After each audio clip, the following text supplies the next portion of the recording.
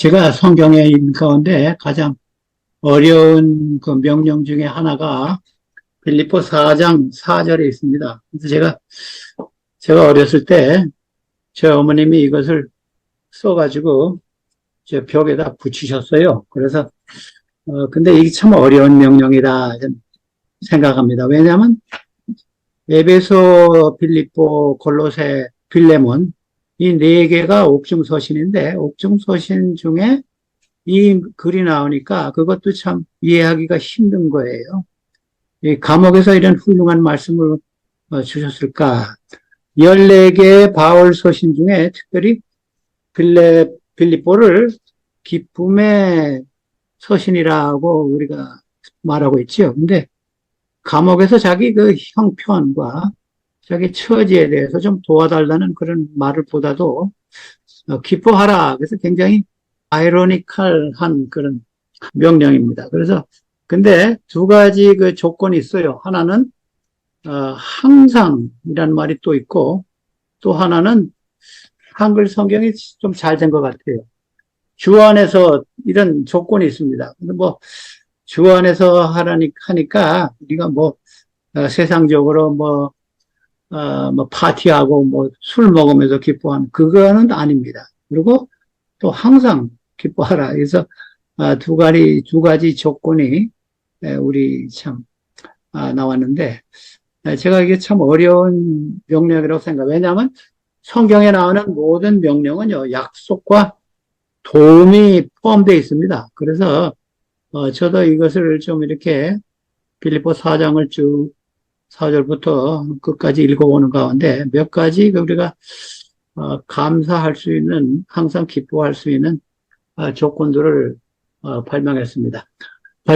주 안에서 항상 기뻐하라. 내가 다시 말하노니 기뻐라. 그래서 굉장히 강조하셨습니다. 나를 인해서 슬퍼하지 말라. 아마 그런 의미도 있겠습니다. 근데 예수님도 산산수훈에서 유사한 말씀 하셨어요. 마지막 팔복, 박해를 받을 때, 이 말씀이 11절에 나오고, 기뻐하고 즐거워하라. 마태복음 5장 12절.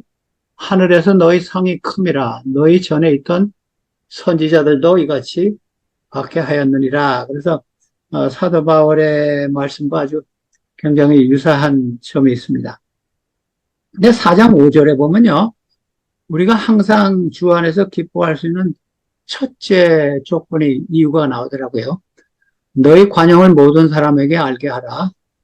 주께서 가까우시느니라. 그래서 첫째 우리가 기뻐해야 할 수 있는 조건은 재림이 가까웠다. 굉장히 역설적인 말씀을 하셨어요. 재림이 가까우니까 기뻐하라.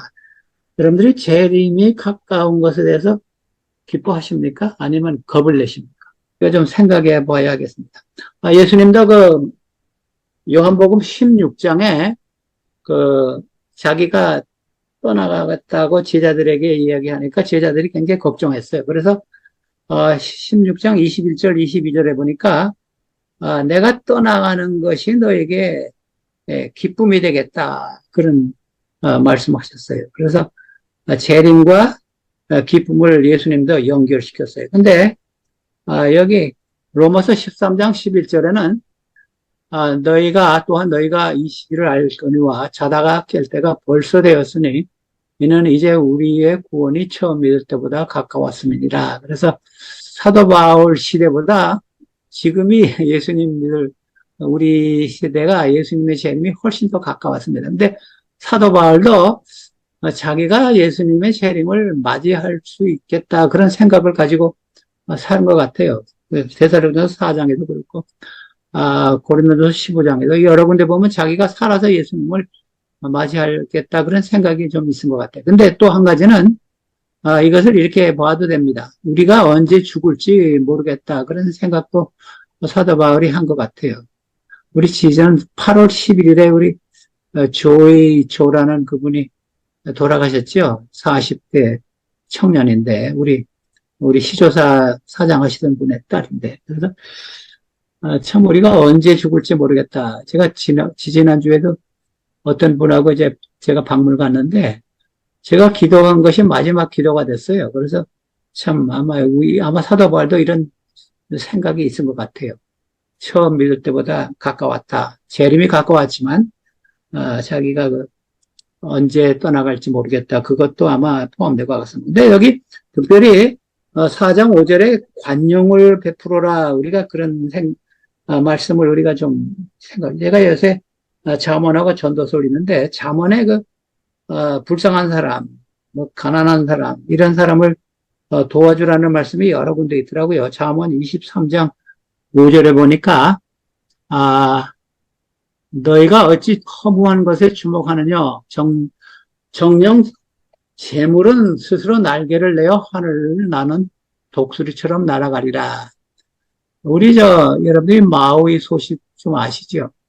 하루아침에 100명 이상이 죽고 지금 실종된 사람이 800명이 넘는다 그래요. 그래서 이번 주에 이 대통령께서도 거기 가셨죠. 그래서 늦게 왔다고 주민들은 좀 아주 좋지 않은, 환영하지 않는 태도를 보이더라고요. 그래서 저도 마우에 가서 옛날에 가족 갔는데 거기 가니까 진짜 지상 천국 같더라고요. 야, 이렇게 좋은 데도 있나. 근데 거기 하루아침에 다 날아가 버렸어요. 그래서 우리가 참, 그래서 사도 바울이 이 관용한 것에 대해서 아마 잠언 14장 21절에 잠언 14장에 그런 말씀들이 꽤 많더라고요. 14장 21절에 보면요. 이웃을 역신 여기는 자는 죄를 범하는 자요. 빈곤한 자를 불쌍히 여기는 자는 복이 있느니라. 그래서 성경에서 복이라는 것은 구원하고 관련이 많습니다. 그래서 우리가 불쌍한 사람, 어려움 당하는 사람들을 도와주는 것은 구원과도 관계가 있다. 그리고 불쌍한 사람, 어려운 사람 없이 여기는 것은 범죄 행위라. 이렇게 굉장히 강력한 말씀을 하셨더라고요. 그 다음에 31절에는 조금 다르게 설명했어요. 가난한 사람을 학대하는 자는, 불쌍한 사람 도와주지 않는 것은 뭐 그렇게 다요. 그를 지으신 창조주, 하나님을 멸시하는 자요. 궁핍한 사람을 불쌍히 여기는 자는 주를 공경하는 자니라. 그래서 우리가 이 잠언에서 참 이 가난한 사람, 불쌍한 사람을 관용을 베푸는 것이 얼마나 중요한데, 좀 밸런스 되는 말씀을 제가 요새 전도서를 읽는데, 전도서에는 좀 반대되는 말씀도 있더라고요. 5장 18절, 19절, 뭐 여러 군데, 몇 군데 있는데, 제가 5장 18절에 보니까 전도서, 하나님께서 부를 우리에게 주셨는데, 그것을 즐겁게 사용하는 것이 하나님의 선물이라, 뭐 이런, 그래서 굉장히 밸런스된 말씀을 하셨더라고요. 잠언하고, 전도서하고. 그래서 제가 관여하는 기관들이 몇 군데 있습니다. 제가 교회 연금하고 11조 내는 외에 제가 이 아두라, 이것은 대총회 기관인데 특별히 요번에 마우이 있지 않습니까? 마우이 같이 재난당한 데 가서 도와주는 기관인데 여러분들이 이런 걸 좀 생각해 보세요. 저는 이 몇 기관들에게 좀 서포트를 하는데, 제가 아드라는 왜 관심이 있냐면요. 저희 친구가 여기서 일했어요. 그래서 이 자선단체를 레이딩하는 그게 있어요. 그래서 제가 한번 찾아봤어요. 자선단체 평가하는. 근데 아드라하고 이상하게 캐토릭 릴리프 서비스라고 CRS, 이 두 단체가 아주 탑 레이딩을 받았어요. 그래서 우리 교회하고 이 캐토릭 구조단체가. 그래서 제가 전에는 이제 레드크로스에 좀 서포트를 했습니다. 근데 나중에 리포트를 보니까 너무 이 인건비나 뭐 건물 이런 데 많이 들어가기 때문에 실제 도움을 주는 데는 많이 안 간다. 그런 뉴스를 제가 보고서를 보고 레드크로스는 하지 않습니다. 근데 또 대총회 기관 중에 AWR이라는 게 있습니다. Advanced World Radio라고. 이것은 세계 각국에 특별히 우리 기별이 들어가지 않는 기관에 라디오로서 이 복음을 전하는데 제가 괌에 선교사를 갔을 때 여기를 한번 방문했어요. 거기 지점이 하나 있더라고요. 괌에. 거기서 주로 이북하고 중공의 메시지를 보낸대요. 그래서 여기에 제가 관심이 많습니다. 근데 이상하게 제가 AWR에 좀 연금을 보내야 되겠다 생각했는데 어저께 표지가 날라와서 참 묘하더라고요. 하나님께서 거기 좀 도와주라는 의미가 있는 것 같아요.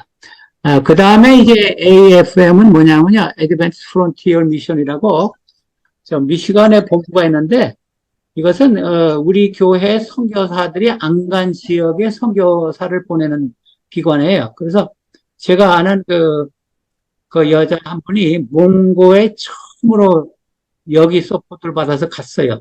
그러니까 이것은 독립단체인데 우리 교회 선교사가 없는 데를 주로 관여하래요. 그래서 굉장히 좋은 단체 같아요. 그래서 제가 여기도 좀 서포트하고 있는데 그다음에 이 마라나타는 제 친구의 딸이 여기서 일을 해요. 그래서 제가 매년 마라나타의 그 컨벤션을 하는데 금년에는 9월 그 셋째 안식일인가 하더라고요. 넷째 안식일 20 며칠에. 근데 제가 그때는 여기 없기 때문에 참석을 못 하는데 여러분들이 관심 있으면 이 본부가 로즈빌에 있습니다. 그래서 매년 컨벤션을 세크라멘토에서 해요. 그래서 제가 거의 매년 참석하는데 이 사람들은 뭐 하냐면요. 세계 각처에 다니면서 우리 교회를 지어줍니다. 한 주니 위켄드, 한 주 그래서 우리 한국 교회도 제가 아는 미국에 있는 한국 교회도 도움을 받았어요. 이 마라나타 볼런티어한테. 그래서 이것도 참 좋은 기관이라 해서 제가 좀 서포트를 하고 있습니다. 그 외에도 많이 있습니다. 근데 여러분들이 생각을 하셔서 우리 한국이 지금 세계 10대 강국이라고 그렇게 자랑을 하는데 우리가 6.25 사변 때 20 몇 나라의 도움을 받아서 이렇게 아주 강국이 됐는데 이제는 우리가 좀 관용을 베풀 때가 아닌가 저는 생각합니다. 이외에도 대총에서 월드 미션이라는 오피스가 있습니다. 거기서도 이제 선교사를 보내고 또 엠웨인이 어메이징 팩트니 여러분들이 좀 생각을 하셔서 여기다 좀 관용을 예수님이 오시면 우리가 갖고 있는 재물이 다 필요 없는 것이 되겠다. 사도 바울이 그런 논조로 이야기하는 것입니다. 그래서 관용을 지금 베풀어라. 4장 6절, 빌립보 4장 6절에 보면요. 두 번째 우리가 항상 기뻐할 수 있는 조건을 말했습니다. 아무것도 염려하지 말고 다만 모든 일에 기도와 간구로 너희 구할 것을 감사함으로 하나님께 아뢰라. 어떤 목사님이 이것을 염대기라 그러더라고요. 염려하지 말고 대신 기도하라. 근데 저는 조금 바꿔서 염대감 하고 싶어요. 왜냐하면 염려하지 말고 감사함으로 염려하는 대신 감사함으로 기도하라. 근데 기도하는데 감사함으로 하라 그랬어요. 그래서 두 번째 사도 바울이 우리가 항상 기뻐할 수 있는 조건 중에 하나는 기도의 특권입니다. 기도.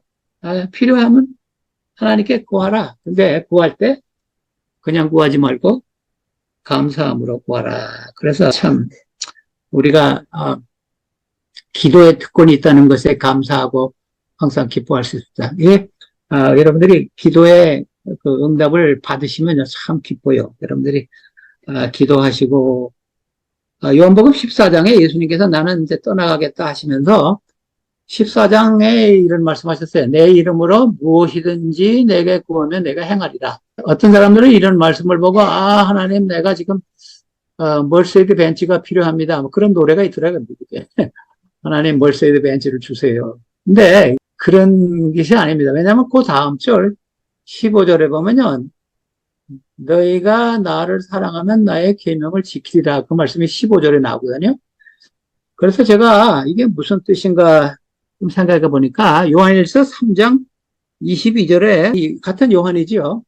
이렇게 설명을 했더라고요. 요한일서 3장 22절 파워포인트는 없는데 누구든지 구하는 바를 그에게서 하나님에게서 받나니 이는 우리가 그의 계명을 지키고 그 앞에서 기뻐하시는 것을 행함이니라. 그래서 요한이 아마 이 말씀이 오해될 것 같아서 요한일서에 그렇게 자세하게 설명을 했더라고요. 무엇이든지 구하는 바를 그에게서 하나님께서 받을 수 있나니 이는 왜냐하면 우리가 그의 계명을 지키고 그 앞에서 기뻐하시는 것을 행함이니라. 그래서 계명을 지키고 하나님의 뜻대로 행하면 무엇이든지 구하면 다 주신다. 그렇게 우리가 해석할 수 있습니다. 그 다음에 세 번째로 사도 바울이가 주 안에서 항상 기뻐할 수 있는 조건이 그 7절하고 8절에 나와요. 그래서 성경이요, 참 이게 논리적으로 다 잘 되어 있어요. 그리하면 모든 지각에 뛰어난 하나님의 평강이 그리스도 예수 안에서 너희 마음과 생각을 지키시리라. 그래서 지금 사도 바울이 지금 말하는 이유는 생각을 좀 바꾸라는 것 같아요. 생각. 여러분들이 슬픈 일을 당할 때, 어려운 일을 당할 때도 좀 생각을 좀 바꿔보라. 그렇게 지금 말하는 것입니다. 여러분들이 잘 아시는 잠언 23장 7절에 보니까 여러분들이 잘 아시는 말씀이죠. 무릇 마음의 생각이 어떠하면 그의 사람됨도 그래하니. 우리 옛날 공동 번역에는 그냥 위인이라고 그랬어요. 근데 이거는 사람됨됨이가 어디서 나와요? 생각에서 나온다고 그랬어요. 그가 말로는 먹고 마시라 하여 그 속마음은 너를 떠나 있다. 그래서 23장 7절에는 생각이 사람을 만든다. 그런 말씀했어요. 근데 잠언 4장 23절에는 제가 이거는 파악본데 안 넣었어요. 모든 지킬 만한 것 중에 더욱 내 마음을 지키라. 생명의 근원이 이에서 남이니라 그랬어요. 여러분들이 말씀 외우기 쉽어요. 23장 7절하고 그 다음에 4장 23절입니다. 마음에서 모든 생명의 근원이 나온다. 그래서 우리가 생각을 좀 바꿔야 되지 않을까. 지금 사도 바울이 그 얘기하는 겁니다. 근데 4장 8절 여기도 구체적으로 얘기했습니다. 사도 바울이 무슨 생각을 해야 되는가? 마지막으로 형제 자매 여러분 무엇이든지 참된 것과 참된 것 생각하라 그랬어요. 그 다음에 경건한 것, 옳은 것, 순결한 것, 사랑스러운 것, 명예스러운 것, 덕스러운 것, 칭찬할 만한 것. 빌립보 4장 8절입니다. 자문이 아니고. 근데 여러분 빌립보 4장 8절이요. 8이니까 8개가 있더라고요. 여러분 그렇게 기억하시면 돼요. 빌립보 4장 8절에 우리가 생각해야 할 것이 몇 개가 있어요? 8개가 있어요. 그래서 여러분들이요. 제가 이런 사람 막 가끔 보는데 사람을 만나면요. 아주 수십 년 전에 있던 좋지 않은 이야기를 자꾸 하더라고요. 그래서 왜 그런 얘기, 또 어떤 사람은 돌아가신 분 안 좋은 얘기를 하더라고요. 그래서 야, 우리가 참 칭찬할 것을 하면 좋겠다. 사랑스럽고 명예스럽고 옳고 참 경건한 것, 덕스러운 것 이런 것을 좀 생각하세요. 이것이 그 사도 바울의 그 권면입니다. 좋지 않은 거 생각하지 말라 이겁니다. 그 사람이 나에게 어떤 일을 했다는 거예요. 저는 의식적으로 그렇게 해요. 어떤 저한테 안 좋은 일을 한 사람도 그 좋은 점을 자꾸 생각하려고 그래. 그러면 그 사람이 그렇게 괜찮더라고요. 그래서 여러분들도 한번 경험해 보세요. 이것을 실제로 연습을 해야 됩니다. 의식적으로 참된 것, 경건한 것, 옳은 것, 순결한 것, 사랑스러운 것, 명예스러운 것, 덕스러운 것, 칭찬할 만한 것. 이런 것을 자꾸 우리가 좀 생각하고, 우리 특별히 인간관계에서 이런 것을 좀, 생각해야 돼요. 근데 사도 바울이요, 자기가 그 경험한 것을 빌립보서에 썼어요. 자기가 감옥에 가므로 감사할 조건을 썼더라고요. 빌립보 1장 13절에 그 말씀이 나오는데, 그러므로 나의 감옥, 매임이 감옥인 거예요. 나의 매임이 그리스도 안에서 모든 시위대 안과 그 밖에 모든 사람에게 나타났다. 그랬어요. 근데 내가 지금 감옥에서 전도한다 이 말입니다. 나를 지금 이 간수 뭐 이런 사람들이 내가 예수님의 복음을 인해서 지금 감옥에 있는 것을 아니 얼마나 기쁘냐 지금 이렇게 생각하는 겁니다. 그 다음에 14절에는 신자들에게 얘기했어요. 형제 중에 많은 사람이 다수가 나의 매응으로 말미암아 나의 감옥에 들어온 걸 말미암아 주 안에서 신뢰함으로 겁없이 하나님의 말씀을 더욱 담대히 전하게 되었느니라. 다시 말하면 내가 감옥에 들어오므로 신자들이 더 담대하게 말씀을 전하게 되었다. 그래서 나는 기뻐하고 감사한다. 빌립보 1장 13절, 14절에 이렇게 설명했습니다. 그래서 우리가 참 어려운 일을 당하더라도 사도 바울처럼 좀 밝은 면, 덕스러운 면, 좋은 면, 이런 것을 좀 생각하면 우리가 그 4장 4절의 명령을 우리가 지킬 수 있지 않을까, 저는 생각합니다. 그 다음에 네 번째로, 사도 바울이 항상 기뻐할 수 있는 그 조건과 이것을 좀 이야기했는데, 그게 4장 9절입니다. 너는 내게서 배우고, 받고, 듣고, 본 바를 행하라. 그리하면 평강의 하나님이 너희와 함께 하시리라. 여기 제가 여기 그 키워드가 뭐냐 하면요. 배우라는 겁니다. 배우라. 사도 바울이 나면서부터 이렇게 항상 기뻐하지 않았어요. 나도 배웠다는 겁니다. 내가 태어날 때부터 항상 기뻐하는 그런 사람이 아니라 나도 배웠으니까 너희들도 좀 배우라는 겁니다. 그래서 참 이 말씀을 그 후에도 반복했는데, 근데 여러분들이요, 무슨 일을요, 통계에 의하면요, 한 3주 동안 계속 반복하고 배우면 습관이 된다는 말이 있습니다. 3주. 그래서 혹시 여러분들이 좋지 않은 습관이든지 좋지 않은 이것이 있으면 이것을 고치려고 의식적으로 한 3주 동안 열심히 해보세요. 그럼 그것이 습관화된다. 그런 그 연구 결과가 있더라고요. 예수님도요, 유명한 그 마태복음 11장 29절의 말씀에 수고하고 무거운 짐 자들아 다 내게로 오라 그 말씀 하시고 나서 마태복음 11장 29절에 보면요. 나는 마음이 온유하고 겸손하니 나의 멍에를 메고 내게 배우라. 같은 말이잖아요. 배우라 하세요. Learn from me. 그러니까 사도 바울도 똑같은 말 했어요. 나에게 배우라. 그래서 우리가 좀 이렇게 배우는 연습을 하셔야 돼요. 타고 나서부터 이게 다 하는 게 아닙니다. 근데 신기한 말씀은요. 히브리 5장 8절에 예수님도 배웠다 그랬어요. 아, 예수님도 배웠다. 그가 아들이시면서도 받으신 고난으로 순종함을 배워서 예수님도 인간을 쓰셨기 때문에 예수님의 인간성에 대해서 요새 신학들 간에 말이 많은데 예수님도 배우셨다 그랬어요. 예수님도 우리가 똑같은 성정을 가진 자르시기 때문에 타고나서부터 이게 다 잘하신 게 아니에요. 배워서 나도 잘했다. 빌립보 4장 11절 새 번역에서요. 이건 19절인데 내가 궁핍해서 이렇게 말하는 것이 아닙니다. 나는 어떤 처지에도 스스로 만족하는 법을 배웠습니다. 그랬어요. 뭐라 그랬어요? 내가 궁핍함으로 이렇게 말하는 것이 아닙니다. 나는 어떤 처지에도 스스로 만족하는 법을 배웠습니다. 근데 사도 바울이 무엇을 특별히 배웠냐면요. 만족하는 방법을 배웠다 그랬어요. 스스로 만족하는 방법을. 그래서 특별히 우리가 배워야 할 점은요. 만족하는 거예요.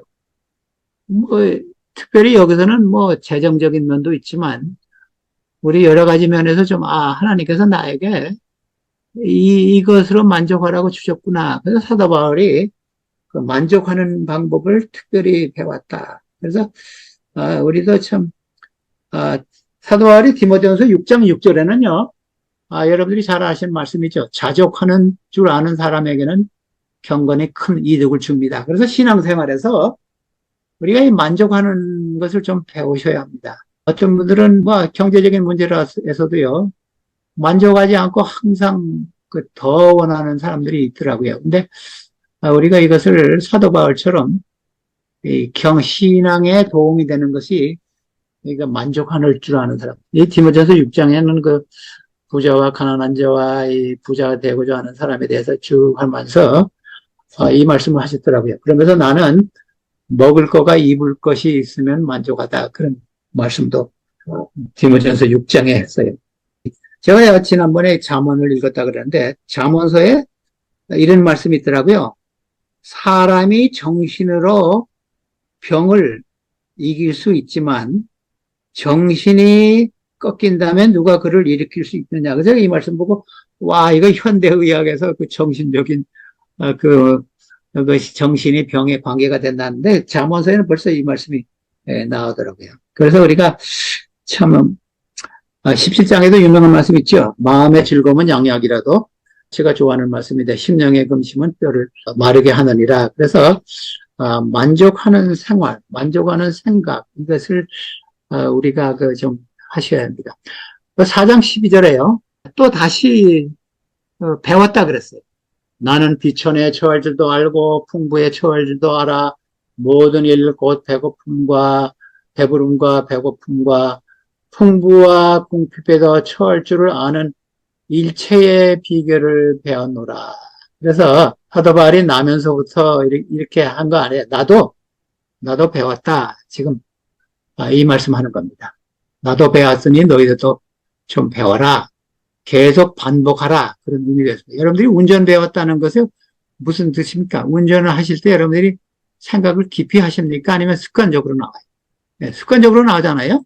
그래서 사도 바울도 내가 이렇게 어려운 가운데서도 만족하고 풍부한 가운데서 만족하고 어느 형편이든지 만족하는 것은 내가 노력해서 배웠다. 이런 말씀을 하십니다. 그 다음에 마지막으로 이 사도 바울이요. 빌립보 4장 19절입니다. 여기에 나의 하나님께서 자기의 풍성하심을 따라 그리스도 예수 안에서 있는 영광으로 여러분들에게 필요한 것을 모두 채워주실 것입니다. 근데 여기서 그 키워드는 필요입니다. 필요. 하나님께서 우리에게 욕심 채워주지 않습니다. 꼭 필요한 것만 채워줘요. 근데 사람들은요, 자기가 원하는 욕심이나 욕구, 이거를 채워주기를 원하세요. 근데 사도 바울이, 그거 아니에요. 하나님께서 우리에게 주시는 것은요, 우리 생활에 꼭 필요한 것만 주신다 그랬어요. 영어로는 need라 그러죠, need. 그러니까 desire나 greed나 wish, 이것을 채워주는 것이 아니라 필요를 채워준다 그랬어요. 사도행전 2장 45절이죠.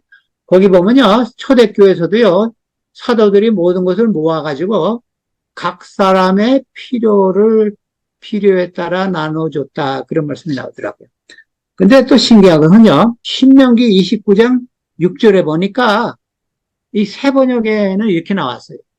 하나님께서 너희가 광야를 지나갈 때 물과 포도주와 모든 너희들이 원하는 것 다 주시지 않았지만은 너희의 필요를 채워주셨다. 그런 말씀이 나와요. 그래서 이런 생각하시면 됩니다. 우리가 어려울 때 하나님께서 나의 필요를 채워주신다.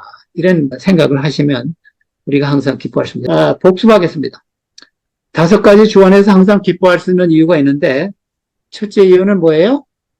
재림이 가까웠다. 재림이 오시면 모든 것이 다 해결돼서 우리가 관용을 베풀 수 있다. 두 번째로 하나님께서 우리가 모든 것을 기도할 수 있는 기도의 특권 주셨다. 그래서 염대감이라 그랬어요. 염려 대신 감사의 기도를 하라. 세 번째는 생각을 좀 바꾸라. 8가지 생각, 빌립보 4장 8절 8가지 생각, 좋은 생각, 덕을 세우는 생각, 다른 사람을 칭찬하는 생각, 그 다음에 적극적인 positive thinking 좀 하라.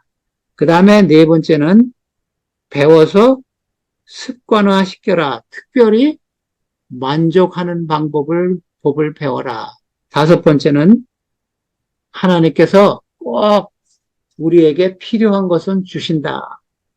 우리의 욕구나 욕망이나 소원하는 것을 주시는 게 아니라 필요한 것을 꼭 주신다. 그러니까 걱정하지 말고 기뻐하라. 이제 마지막 성경절 봅시다. 마지막 성경도 보면요. 이것은 사도 바울의 그 선언입니다. 승리의 선언. 우리도 이런 선언을 해야 돼요.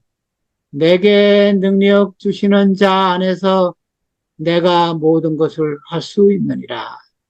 그래서 사도 바울이요. 항상 기뻐하라 그러면 하면서 이거 우리 할 수 있다는 겁니다. 그래서 이거는 제가 보기에는 승리의 선언이라 제가 이렇게 생각이 듭니다. 그래서 여러분들이 다 한번 같이 따라 하십시다. 내게 능력 주시는 자 안에서 내가 모든 것을 할 수 있느니라. 그래서 나는 항상 기뻐할 수 있다. 여러분들이 마지막 찬미 부를 때 무슨 생각을 하시는지 모르겠지만 저는 이 찬미를 부를 때 인자하신 아버님이 우리 사랑하시사 그의 자녀 삼으시니 항상 기뻐합시다. 여러분, 우리가요, 많은 크리스천들도 그래요. 뭐, 크리스천 아닌 사람들도 기뻐하는 때가 언제냐면 무슨 좋은 일이 생기면 기뻐해요. 그러면 항상 기뻐할 수 없어요. 뭐 때문에 기뻐해요? 하나님이 우리 사랑하시사 그의 자녀 삼으시니 항상 기뻐합시다.